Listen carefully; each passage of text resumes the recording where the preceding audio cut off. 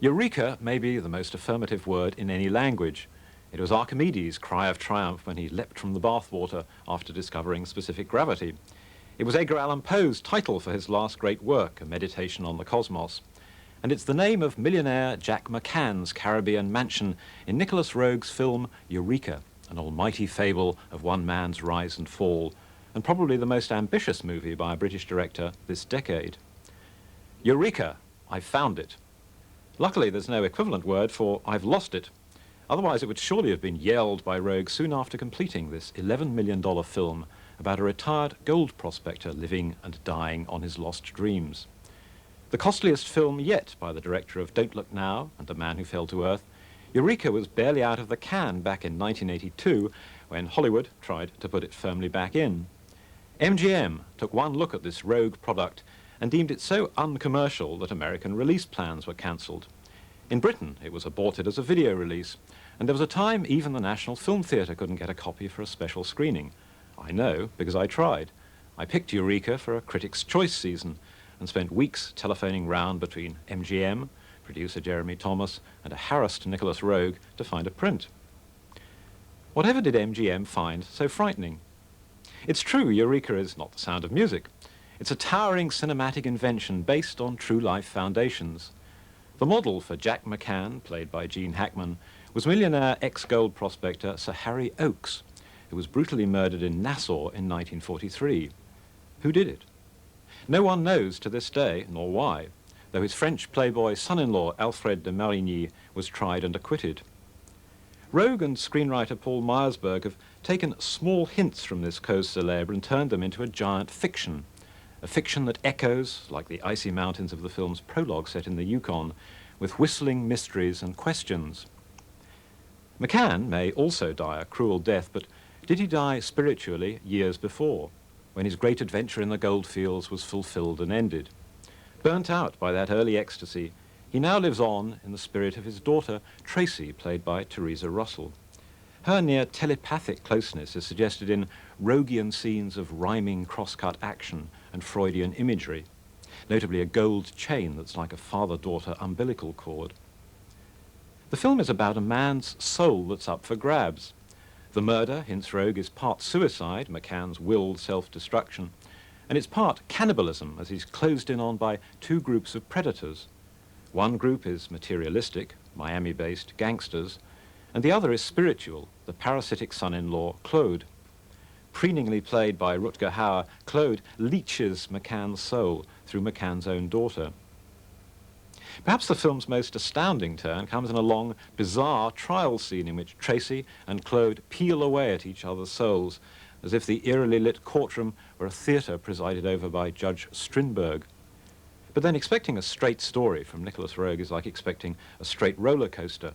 Eureka swerves and soars through time and space, and it rumbles thunderously with allusion and quotation, not least from Citizen Kane in its portrait of a modern Midas, complete with Xanadu-like mansion, doom-laden marriage, and a hand closing over a talismanic keepsake. Eureka is that rare thing, a true modern tragedy, a tale that begins with passion and ends in an almost biblical passion. And it boasts a hero played with powerhouse grandeur and unforced pathos by Gene Hackman. That's what I feel about the film. Now we're going to hear three of the film's creators talk about it: producer Jeremy Thomas, writer Paul Mayersberg, and even its normally camera-shy director, Nicolas Roeg. Well, I'd previously made a film with Nick, Bad Timing, which was the first time we'd worked together. We enjoyed the experience very much. And Nick had loved this subject and had got this book, King's X, or Who Killed Sir Harry Oakes. It had two different titles written by Marshall Howard. Paul Mayersberg had worked with Nick before on Man Who Fell to Earth, and he was the writer of the movie. He expected me, Nico, expected me not to know the story. Now, on the whole, you wouldn't know the story, but it so happened that someone years ago had come to me with the same book. So I'd read it, and it seemed to me that it was a magnificent idea for a film about family relationships, if you like, that were connected with the social circumstances of the time. All the characters, I had a sense that they were all, it's a terrible word, symbols, but as in some great play, let's say, the daughter, the father, the wife, the husband, the young husband, rather extraordinary, more extraordinary, larger than life. And McCann was a man who was single-mindedly wanted to be more than his own person, but to thank no one for.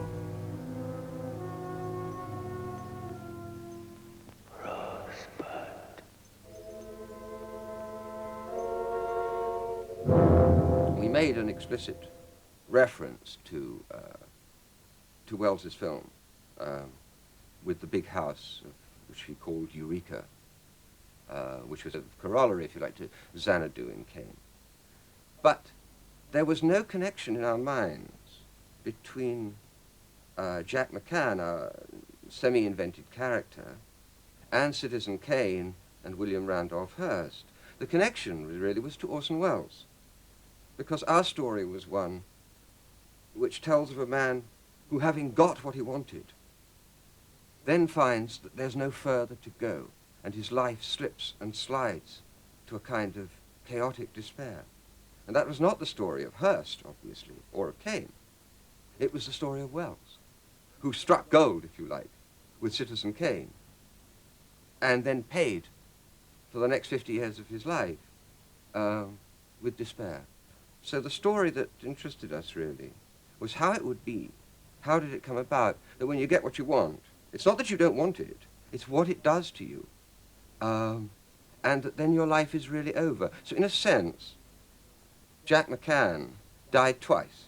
Once at the moment that he found the gold and achieved his aim, and twice, the second time, when he was murdered. I've wanted to have it in the sense that it takes a lot to kill that, a lot of killing to snuff out that life force. And it always seems that bullfights, the bull seems to live on against these little people that are struggling to kill this magnificent beast, and still roars against being destroyed by people he could destroy and would not die. Life is very precious and it's very powerful from a baby. There was a line in it originally, and there was another scene when Jack and Tracy are driving in the car, and he says to her, "I remember your birth. I remember you all covered in blood like a terrible murder." And I thought it was wonderful, but sort of prescient thought. But her birth was a powerful, a marvelous thing. The relationship with the father and daughter was particularly interesting to me because I wanted it to be more than merely a loving relationship as quite a natural thing. That, yes, I love my daddy and I love my daughter, and that, she's the apple of my eye. I wanted her to be the very clone of McCann, that truly part of him. And it struck me that if we could find a way that they knew exactly what each other, how they were thinking or how their mind worked. It's the lover's oldest question, isn't it? Do you love me, darling? What are you thinking? And you can never tell anybody. So how to get inside that? And we worked as the dinner party scene was essentially to exclude everybody else but Jack and the daughter. And our view was that for her, who were a woman who had money, as it were, who had position and so forth, what she wanted, the gold of her life, if you like, was a man, not property or the magic of gold itself or whatever. And he couldn't stand this. He couldn't stand this man. So, in a way, it becomes a story of sexual jealousy. I thought it was wonderful of Rutger, that big enough to accept the fact that Claude ends being a weak person. In the trial, he's told who he is, comes to face with himself. When you look at me, what do you see? She said, I see a man that can't pass a mirror without looking at it. I think it was Verlaine that said, goodbye, said the dying man as he looked in the mirror. I shan't be seeing you anymore. So what was actually a trial about who killed Jack McCann turned into a trial of the people themselves, that their lives were equally on trial because of this horrendous event.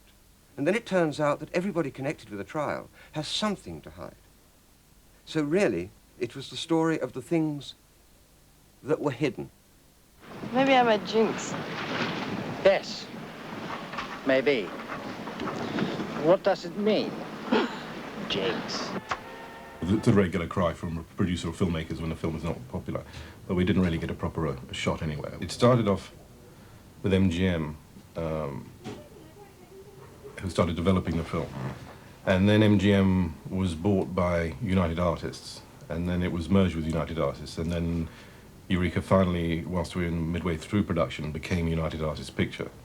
And we had many studio bosses and heads of production. It was sort of opened with shame, because I think there was a lack of understanding of the film, an embarrassment of the film, maybe. The strength of the film. The film's very, very strong, and has a lot of subtext to the film, and maybe that offended some people. But on the surface, I couldn't understand it, because the film is an incredible adventure story, very exciting, with an incredible cast. My own feeling is that the film was disliked by the company who made it, probably because it said something that was not acceptable, or that they did not believe it was an acceptable commentary on, let's say, American life. And that is that since the American dream is one in which endeavor finally pays off, here was a story about the way in which endeavor seemed to be a curse, and that victory turned into disaster. Curiously, over the past years, we've come to think that it was the beginning of a different era, and that looking back historically, it was the beginning of a different era socially, certainly in England and in America, the coming of a very conservative time. And it was the year it came out in England, that was the election year, the first election year of Margaret Thatcher, which I think was wonderful for England in some ways and terrible in others, and Ronald Reagan in America, entering a hugely conservative, by conservative I mean materialistic time. And I think the idea, some even maybe subconsciously, that a man who had made such a success wasn't happy. I'm sure, it sounds mad, but I'm sure subconsciously, politically, it was not at the right time. It was very disappointing, and I think the film, even released today, would still have a very good audience. So really, the showing of the movie on television is quite exciting, because then you've got probably a big audience, so we can sort of gauge a reaction to the film better. There have been so many opinions, and so many people have wanted, from the studio to critic, everyone. I think it's marvellous that the BBC have said, well, we won't have an opinion about it, we will show it as it was, so, let the poor little cripple walk if it can. If it can't, then let it not, and that's the only way to behave with things that give people a chance in life. Let them be their own person, and let the film be have its own say.